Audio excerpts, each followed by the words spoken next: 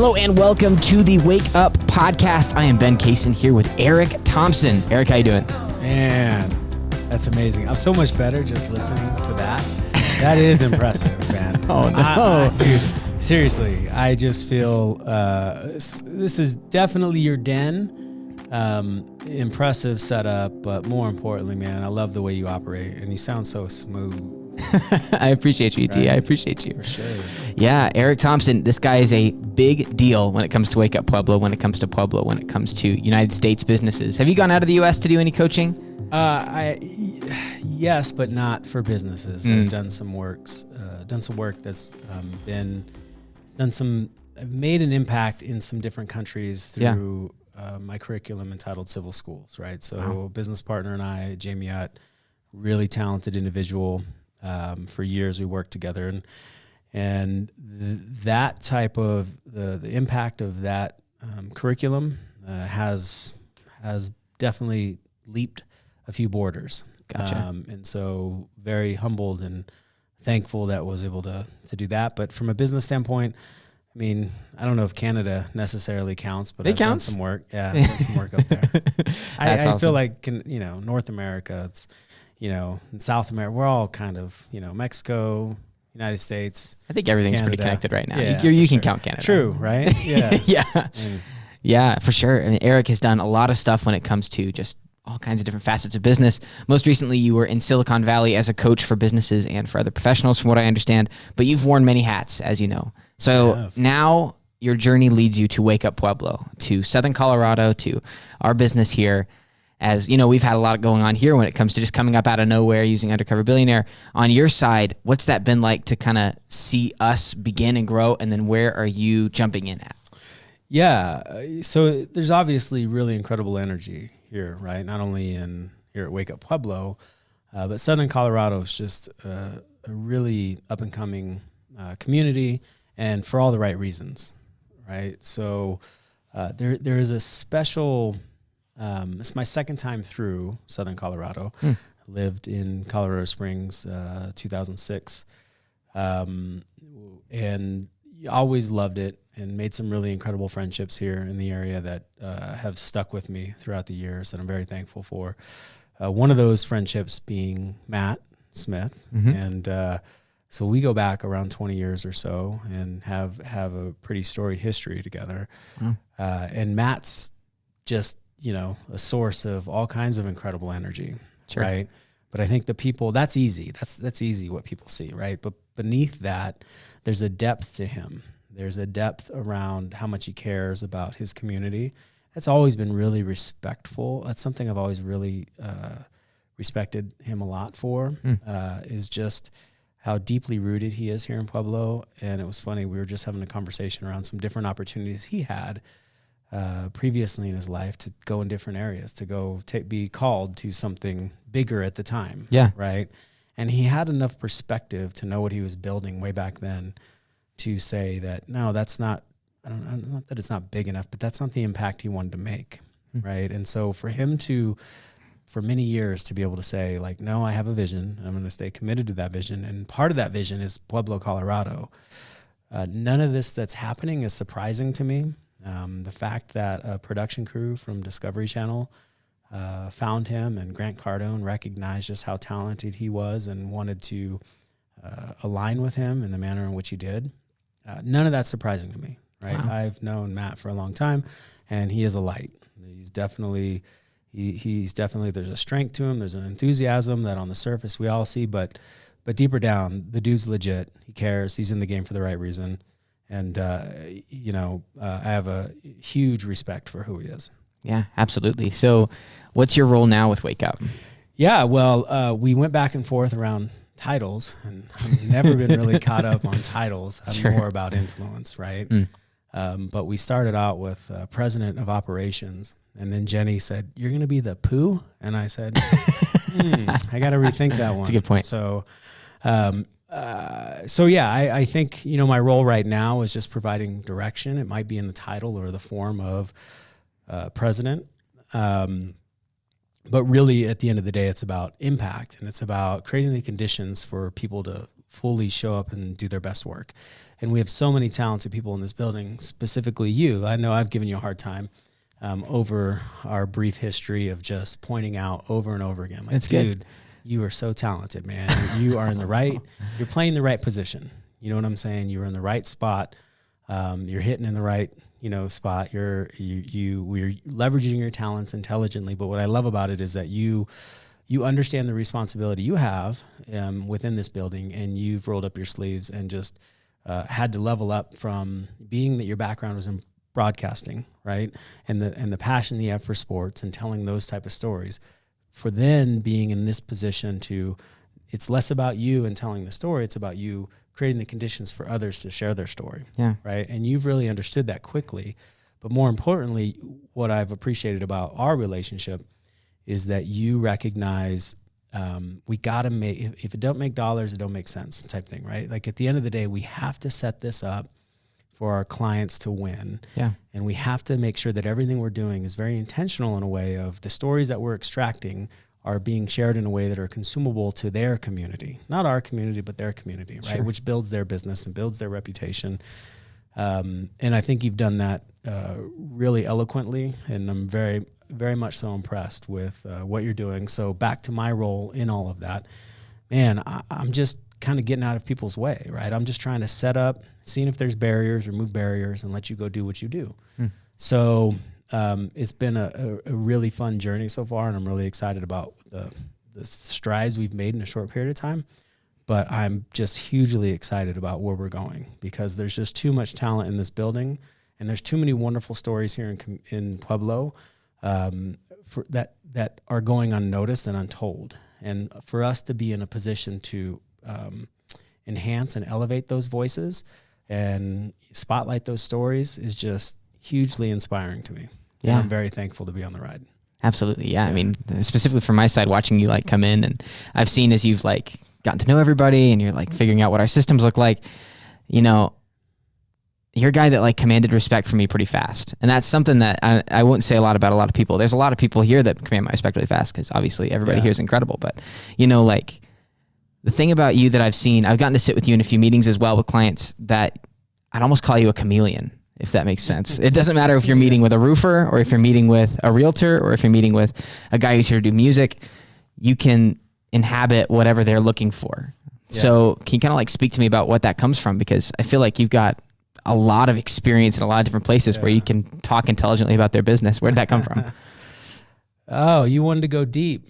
All right. Well, first, I just thank you very much for the feedback that you just provided me, right? The fact that we quickly were able to develop a mutual respect. I appreciate you recognizing that and extending me that. And I would say that I've worked really hard in my career to find the intersection of influence, right? Like I don't enter relationships with what can I get out of this, which ultimately a lot of us are conditioned to what's in it for me, right? Like what can I get out of this relationship? And one of my best friends, and I love this dude to pieces, and we've been rolling together for a number of years. And he's currently an NBA coach, but I've known him when he wasn't coaching in the NBA, and he was building a foundation in Southern Arizona, which is where I'm from, Tucson, Arizona. It's one of the reasons I love Pueblo, because there's a lot of similarities between the two communities. Very Southwest, yeah. So his name's Joseph, and Joseph has lived all over the world. He's played basketball at the highest level, speaks 3 different languages because he's lived in like 9 different countries and played and competed. Like, he's lived in countries, got traded, went back to the country, and it was a different country because they changed, leadership. I mean, like he had a really incredible career. Yeah. Drafted by the Bulls, drafted by the Seattle Supersonics before they were the Oklahoma City Thunder, and 96 draft with Kobe. It's like historically the best draft ever, right? If you go back to the 96 draft. And JB, we were talking, we do a lot of work together in a lot of different areas, right? We're very much connected and trying to figure out how to create the conditions for people to perform at a high level, whether they're professional athletes or whether they're business people or whether they're parents or whether they're educators. So we're always trying to compare notes of what's working. And he recently won a G League championship as a head coach for Rio Grande Vipers, and that's the Houston Rockets affiliate. Cool. And which the G League is a very transient league. People come and go, right? Your roster isn't set for the whole year. So you have to quickly be able to adapt and put people in positions to be successful so you can win that night. Because the next night you might have a different team. You know, your best player might get called up. And the next man up, you have to be 12 deep, right? Sure. Yeah. Next man up. You know something about that, right? Shameless plug. That's it. Yeah. So JB taught me a long time ago that at the end of the day, we all want two things.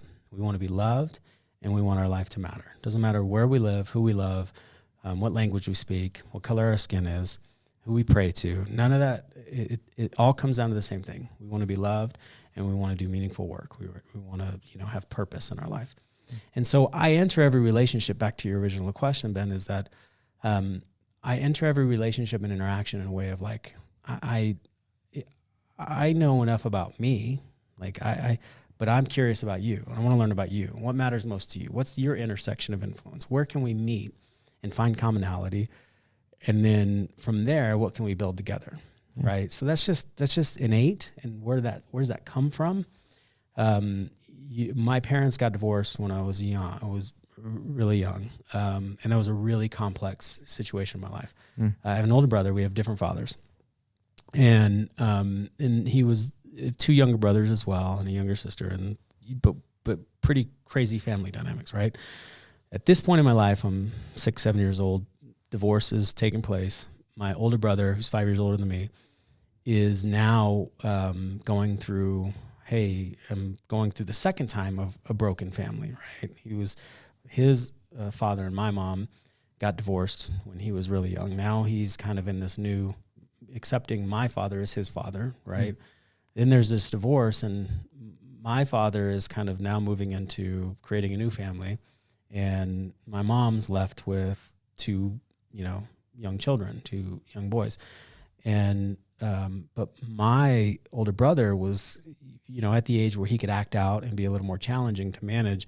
So my mom sent him up to go live with his father in Phoenix, which actually was a really great thing for him.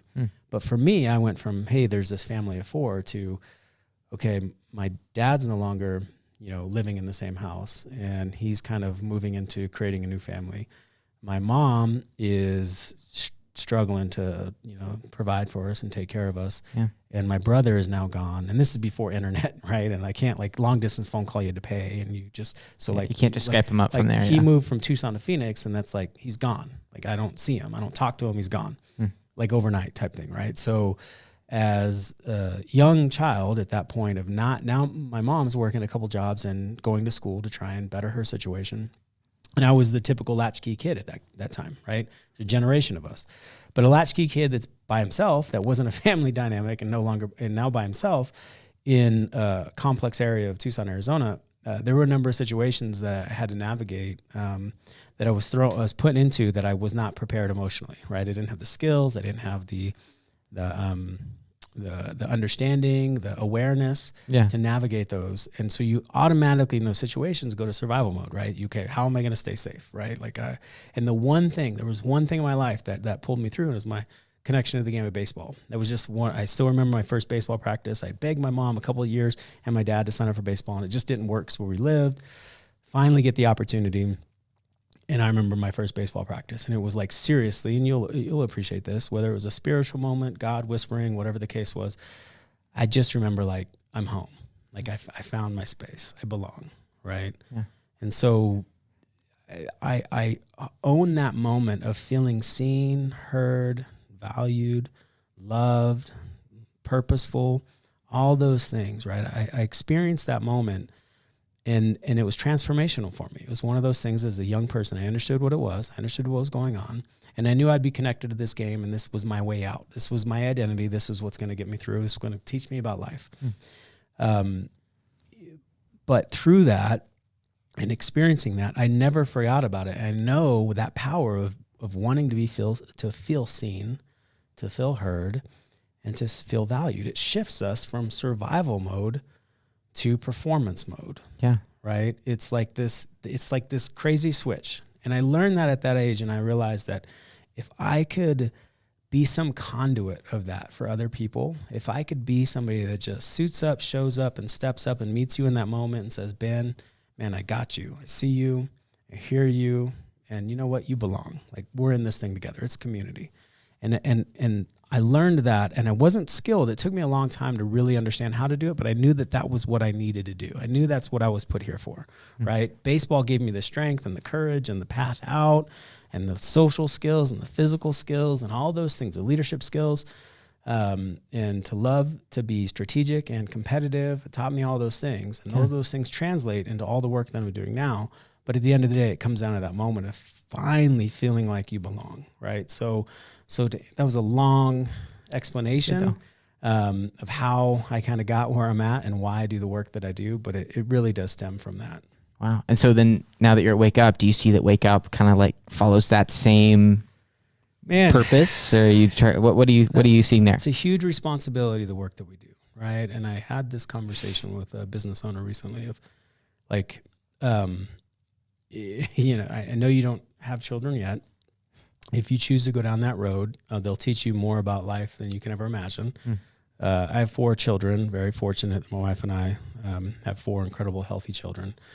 But they are incredible teachers of what matters most in the world, right? And what our existence is all about, right? Yeah. Not to say that everybody's existence is wrapped up in their children, but the idea of this just beautiful progression of the human experience, right? And so I think of a business in a lot of ways as being kind of a child for a lot of people, right? There's such an identity business owners have in, you know, and it's so much work, like running a business and being a leader and dealing with the complex problems. It can be relentless at times. Like, you feel like you solve one problem and you get smacked over the head with another one. And it's, but there's also beauty. There's deep purpose in it too, right? So the responsibility we have as a content marketing agency to tell that story is deeply personal, and it takes a high level of trust for a client to come to us and say, hey, Wake Up, help me tell my story of my child, so to speak, or this expression of me that is so personal.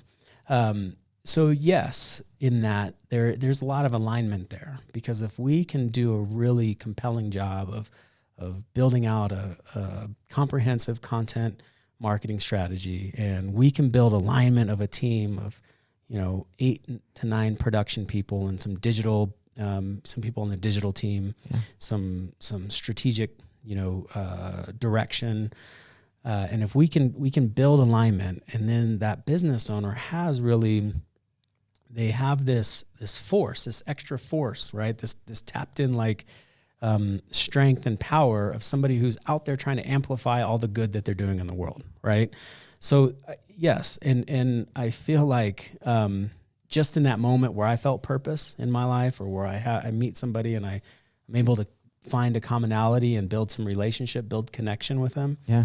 That's really what we're trying to do with Wake Up Pueblo, but we're doing it with the right intention, right? And our mission really comes down to building community through strengthening business, right? Mm-hmm. So when we are good at what we do and really deliver and execute at a high level, we build a community for our business leaders. And then when the next level of that is we start forging relationships amongst other key influencers. And we saw an expression of this, you know, recently at our first Wake Up Warrior Wednesday, right, where we brought in some of these business leaders. And there was some collaborative moments where they went through a challenge together, and there was true relationships forming. And when I think of the impact of that, it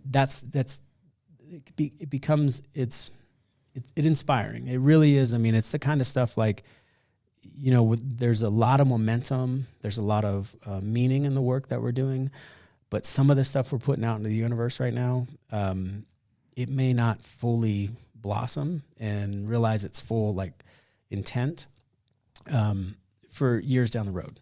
You know what I'm saying? So yes, there's a lot of responsibility, and there's a lot of alignment between creating those conditions for people to feel seen, heard, and valued, as well as creating the conditions for a community to connect with a message and a brand and so forth, for sure. Yeah. And, you know, obviously my side of the business is the podcasting. So doing podcast is something that a lot of businesses don't really I don't think a lot of businesses understand it or, have much access to podcasts or have done it before. Yeah. So I think though podcasting, a main reason why I jumped in here, because my background, I did do some podcasting, but like you mentioned, I was a sports broadcaster. I thought this was such a unique opportunity for me because, like you said, all of these people, basically their businesses are their children. Yeah. And as you said, they're trying to build these genuine connections and trying to show off their business. Podcasting is like one of the most genuine mediums you're going to find. If you listen to a podcast, you build a connection really quickly. Like even for those listening right now, like there's something about directly pulling up a podcast, clicking it, and you've got voices right there at the press of a button, and there's something personal about that. So no, I love it. I love the long form, and we've seen it. I mean, it is a new mechanism in and of itself, right? Yeah. And what I love and appreciate about what you're doing with it is you're really trying to get strategic in how to leverage the medium, right? So for some people, it might be a long form interview. For others, it might be, hey, this is a follow-up tool for a sales lead they have. Yeah. So they come in and they work over some objections, right? And we get this. And then if I have that client that I get to meet out in the market and I want to leave them, you got the business card, or, hey, can I just text you real quick a podcast about this conversation? It will go in more depth your next trip, or maybe when you're exercising, right? Or maybe you're trying to fall asleep. Sure. You can turn this on. But that elevates that business leader. And it's that authentic connection, right? It really is that one-on-one proximity. Yeah. Right. So you're exactly right. And that's in the fact that you recognize this dude, all due respect, but you're like 14, what is it? No, 21, 21, right? I mean, so yeah, at 21 for you to have that perspective, I mean, just dude, where you're going in this world, just take me with you, right? Just take me with you for sure. No, I mean, like even the first time that you came in and you met with us, this was back probably, what was that, in October? Maybe the first time that you came in, you flew in from California, you met with everybody on the team, and we got to talking. And even in that discussion, like, I feel like you very much understand not only like everybody else's medium, but also my medium. And so it was really interesting, like, to get your perspective on how we can elevate things. Yeah. Yeah. And you kind of hit this question. I don't know if I answered it well enough last time or previously, but yeah, I mean, my ability to go in and figure out what matters most, what the mechanism, that's, I'm the 80-20 guy, Pareto principle, right? Like I'm looking for the big levers. Like I'm looking for what matters most. And I'm going to focus on the leverage, where the leverage is at, that 20% that moves the 80%, right? And I feel like I can pick that up, and because I've been in so many different ecosystems. I've been in, healthcare. I've been in tech space. I've been in blue collar. I've been in financial. I've been professional athletes, like athletic organizations, right? Like I've seen so many different environments to realize what is most important in their business, what creates the most like momentum, and where does it generate the most revenue. And so I understand that pretty quickly, and that allows me to kind of jump in and out of different conversations. And to your point, that chameleon comment, it's a technique called mirroring. And I was fortunate to be mentored by a former FBI hostage negotiator. So I have I have some different experiences that have served me well. And I've been in situations. I mean, one of the reasons that is important to me, and I had to learn that skill, with our work with civil schools, phone rang a lot of times after terrible things happen, school shootings, hate crimes, suicides, sexual assaults, all kinds of stuff. And in that moment, just when you're on the phone, first of all, and a principal calls and says, hey, this is what happened. We had a student that lit themselves on fire in school this past week, and they actually didn't make it. And we have, this was actually in the cafeteria, and there's people that can't even go back in the cafeteria because it was such a traumatic experience. And sure. When you have those conversations, and then you have to figure out how to help them through that and reclaim their sense of power and safety, you have to really put yourself in a position. You have to be able to move out of judgment. And the quickest way to disarm somebody is a technique called mirroring. And mirroring is basically, I'm watching your mannerisms, I'm watching your body language, and I just want to try and just what you're doing. If you're smiling, I'm going to smile. If your arms are crossed, then I'm going to do something to kind of like open myself up, because I'm watching you, and I'm going to see if you can mirror what I'm going to do. Right. So sometimes I'm going to reflect the behaviors of you to build relationship. Yeah. But other times I'm going to strategically make moves, communicate verbally in a way that disarms you and just makes you feel safe. Right. And then in that moment, if I can get there, then I can show you that I'm out of judgment. And once I'm out of judgment and you don't feel like I'm judging you and there's a moment of connection, no matter what you're going on, whatever, even if it's a terrible situation, I don't have to agree with you. I'm not, but I can just sit in that empathetic space that I'm feeling what you're feeling. And as soon as we have that moment of like emotional connection and mental connection, then it's like, okay, like I can be myself. Gotcha. So I'm intentionally trying to create that experience for people off the bat because it allows me to quickly build rapport and trust, right? So, and that's just a relationship technique that I learned when I was a kid. I didn't necessarily need a mentor to tell me that later on. I just know when I was a kid fighting for survival with a little bit of, with a lack of parental guidance, I had to quickly read the room, read the scenarios I was in, and am I safe or am I threatened? And if I'm threatened, what do I have to do to feel safe? So, so that's maybe where that chameleon, where you pick up on that a little bit. Yeah. I love that. Yeah. It's awesome to see, especially for me, as you mentioned, I'm a younger guy. It's interesting to see a guy like you who, can step into a conversation with somebody who's doing banking versus somebody who's, talking about what they want to design for their next video, and you can enter their space. Yeah. So it's cool to see. Yeah, I appreciate you recognizing that, but that's more of a testament of you having that level of awareness. And that's why I joke about how talented you are, right? There's not a lot of 20-year-olds running around picking up on that kind of stuff, right? But the fact, and it's called dual processing, which is such a huge leadership, competency that it's one of the things. And going back to JB, when he talks about really incredible coaching, and he's played for some like legendary coaches, and I do believe he'll be a legendary coach before it's all said and done. He talks about you have to have the best information, right? You have to have the best data. And playing in the coaching in the Houston Rockets organization, right? They're the ones they're like basically most analytics driven team. Most analytically driven team. Well, now it's probably the 76ers that Daryl Morey's over there, right? But that was Daryl's, move. And fundamentally changed the game, right? I mean, their whole offense is threes, prefer to take a three, or in the paint twos. You do not take outside the paint baseline twos, J's, no. right?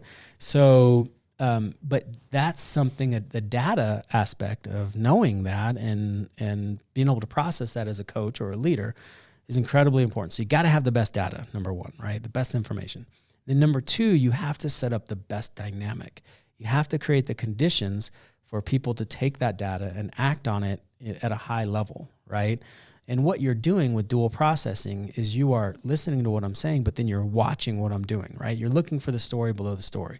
Like Eric's saying this, but what is he doing, right? And that level of observation is what makes you an incredible interviewer, right? What makes you, this is why you should be doing this and why you're going to continue to have success in this space, is because you're highly attuned to what somebody's saying, the data, but also how they're saying it and the dynamic of which they're presenting it, right? So definitely wanted to honor you for that, because there's not a lot of 21-year-olds that are rolling around pulling that move out, right? Oh man, I appreciate you. I appreciate it. For sure. Are you blushing? That's one thing. I'm not very good at taking compliments. That's something I've never been good at. So on appreciate that, it. That's another thing, right? That's something that leaders we gotta learn, and that is. It's another thing when we talk about creating the conditions for high performing, for high performers, right? Yeah. You have to, like Ray Dalio, incredible investor, recently lost his son, pretty tragic situation. But Ray Dalio is like the guy that, like, he's, when you want to understand, how to game the system, it's him. His principles, they win, right? It's actually his book, I think it's The Principles or something like that. Really incredible mind. And he is somebody who's talked a lot about candor, radical candor, right? You got to have this culture of radical candor, and it's the idea of you can tell me anything you need to tell me, and I'm not going to take offense to it. I prefer to soften that a little bit. I think we got to have candor with care, right? So if you're going to create the conditions for people to be high performers, like what we're trying to do here at Up Pueblo, we have to exchange information in a way that is thoughtful, but also truthful, right? And part of that, to do that, we have to have a system of feedback that is recognizing what's going right. So we always want to praise the behavior of what's going right. And then we want to be able to coach the behavior that we want to change, right? So for you, being a young person, or for any leader out there that might be consuming this, when we're not comfortable taking a compliment, that's a cultural condition, right? It's like we've been conditioned, whether it's through our family, whether it's through our own insecurities, whatever's going on. There's a little red flag that goes up and says, ooh, I'm not worthy of this praise. And I get it. And I'm not saying that we need to be arrogant, people that run around and try and, capture the limelight all the time. Sure. But when you do something well and somebody honors you, right, for it, takes time to honor you for it. It's like a gift, right? Like, oh, I was paying attention, and Ben, good job, right? Appreciate that. And here's why. When they're so intentional with that and you kind of like say, no, I can't take that, it's not the natural flow of the gift exchange, right? Like I'm wanting to give you this moment and honor you for that. And if you don't receive it, it's depriving me of this emotional exchange. Interesting. Right? So when you think of somebody that's going to be deliberate and intentional about praising you, you want to step into it and just say, hey, I appreciate you noticing that. Thank you. And I've worked really hard to develop that skill. Or, hey, yeah, it's a work in progress. However you feel, but you don't need to move away from it, right? Definitely honor and accept it, right? That would definitely be a leadership technique that is important for somebody like you. Because, dude, you're going to get slayed with compliments over your career, right? So you better get comfortable with it. Hey, I appreciate that. See, I'll jump into it. Yeah, there you go. Yeah, I mean, it's like specifically for me, that's not something that I'm used to, but that makes sense though. Yeah. Sure. So you're a guy that has a lot of perspective. You've seen a lot of different businesses work, and you've done a great job of optimizing systems in a lot of different places. So you mentioned when we first started that Southern Colorado, it's not only Wake Up, but also Southern Colorado has a lot of opportunity for its businesses. Yeah. Can you kind of speak to me about that? What's special about this area? Yeah, it's funny. So I'm from Arizona, like I said, right? Yeah. But I've lived in Washington State. That's where I actually went and played baseball for college. And then lived in New Mexico, like I said, lived in Colorado, lived in California, Northern California, now back to Colorado. And it's just kind of, I don't know. I mean, I'm not a Silicon Valley guy, though I had a practice there. It was a successful practice. There's a lot of things that Silicon Valley gets right. I mean, there's an incredibly innovative space. Their talent, the talent in that area is ridiculous. And there truly is a talent war. I mean, there's so many different opportunities and like, for instance, if you're in product development or product management, I mean, you can write your ticket in a place like that. And I love the diversity of the area. It is one of the most diverse, places in the country. And it's just, there's a really good innovative vibe there, right? I mean, along with that, there's also egos, and there are the competitive nature of the area drives innovation, and it's a backbone of it. Yeah. And I think that's really powerful, and there's definitely more of a law of an abundance up there. Like we're like, hey, they're competitive, but they want technology to win, right? They want innovation to win. So those are a lot of the things they get right. There's a number of things they don't get right. As diverse as it is, you still see 7 out of 10 leaders being white men, right? They're still struggling to attract people of color into the world of tech, right? And what's crazy is if you spend any time there, I mean, like, the diversity, it's so diverse. It's not like you walk down the street and like, oh, there's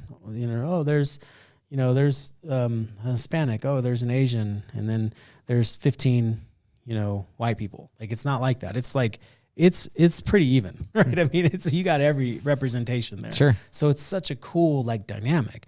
But then yet the leadership in that same space and the VC, the venture capitalists, they don't look like the rest of the community. They look like me, right?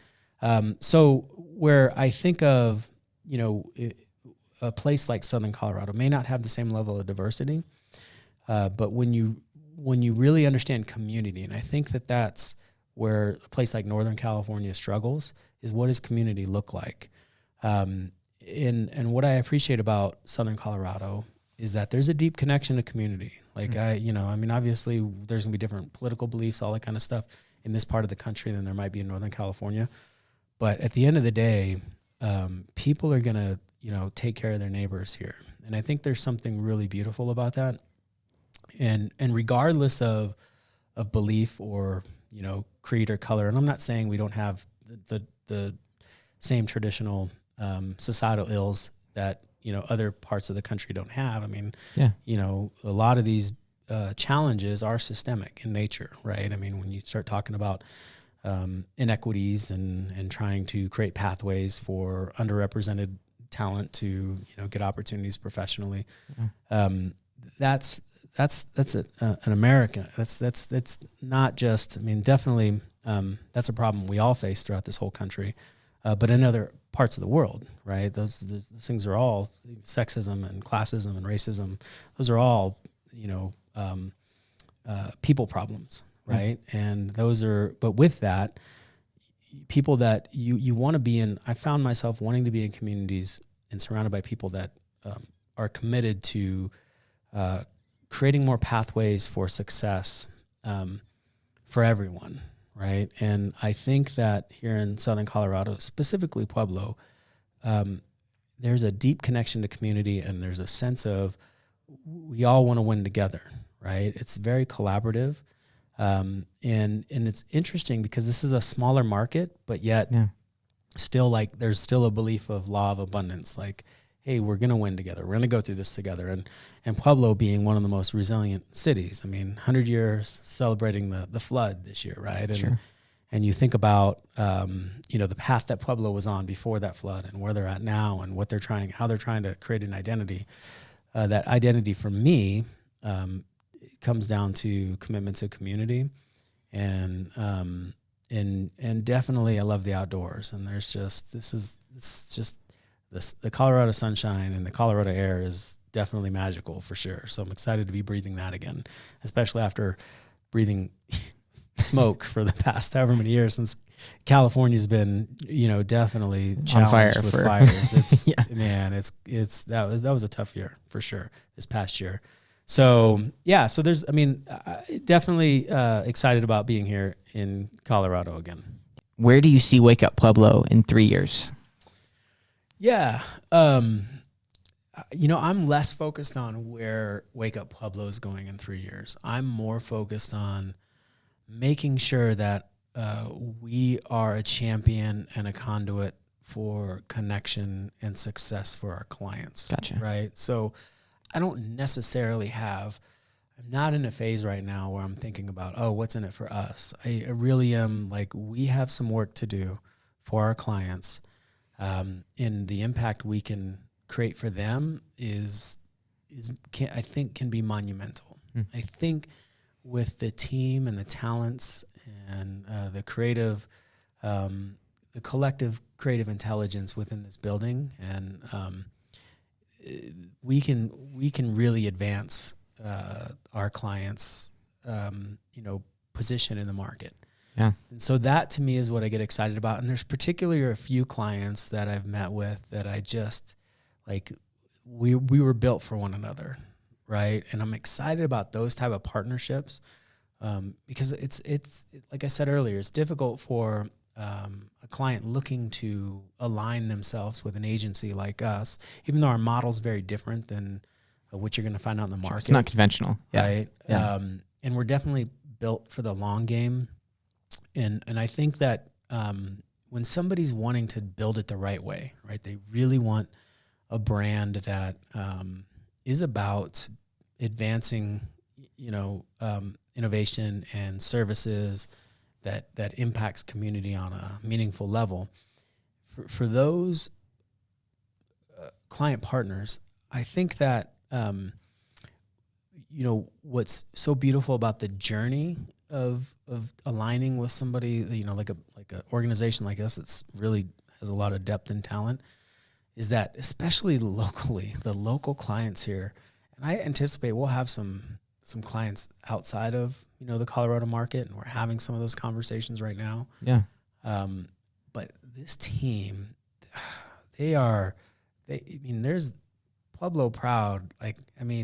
They love the work that they're doing. They love telling our clients stories, and that level of enthusiasm and excitement is inspiring to me. And I know that our clients are feeling that and benefiting from it now. And we're really putting in the systems for us to elevate, what we're producing, right? So 3 years down the road, I think that we're going to have some clients that have really transformed their businesses, and they've hit the next level. Yeah. They've probably accomplished some things that maybe they didn't think they were able to accomplish, and they see us as really a trusted partner in that process, a strategic partner in that process. And it's a fun ride, right? But it's sometimes like getting this up to speed and figuring out how to tell that brand story. There's bumps, and the onboarding and the brand story and the comprehensive content marketing strategy. Yeah.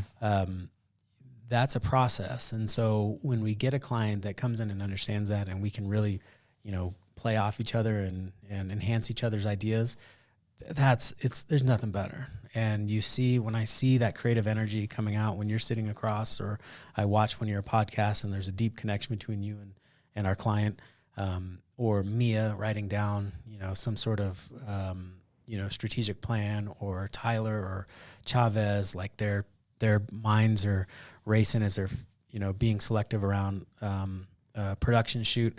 Like that kind of stuff, man, is just so exciting to see, and it's special to watch. And so I just anticipate over the next 3 years capturing a lot of those moments for sure, and being thankful for them. Fantastic. Awesome. Hey, thanks, AT. I appreciate it. Yeah, man, for sure. No, this was been great. Awesome. There's more, I'm excited to grow this together with you and watch you develop and continue to witness your greatness. And I'm thankful to be on this ride for sure, dude. So I appreciate thanks. that. And I'm thankful that you're a big part of this team. I'm very happy that you're here. And obviously I'm really happy as well, like you mentioned, for the whole team. And I think that we can do a lot for our clients. So I'm excited. Sure. Well, I'm just excited to offset the crazy energy that Matt brings. I love Matt's energy. It's good. Yeah, so do I. I love it from a distance. You love it from a distance. I just love it. It's great. It is great. He really is. That is sure. that energetic leader. We got a good crew and good things to come for sure. But yeah, man, appreciate you, dude. Absolutely. Appreciate you, ET. Appreciate your time. Go check out some of our previous podcasts right here on the Wake Up Podcast. You can go see more of the stories behind our crew. Go listen to Chavez talking about his video career. He was on Bad Boys. Go check out like Tyler's video career, where he went all the way from Thailand to Germany to being in Pueblo and starting his own company. We've got all kinds of interesting stories for our own people here, as well as for our clients. So go check out our clients. If you check out our social media, our Instagram, our Facebook, our Twitter, our LinkedIn, there's a lot of different things that we plug here. You can go check out all of that, and you can find our clients there, and you can get to know them as well and get to know their stories. Thank you so much for listening. For Ben Kaysen and Eric Thompson, have a great rest of your day.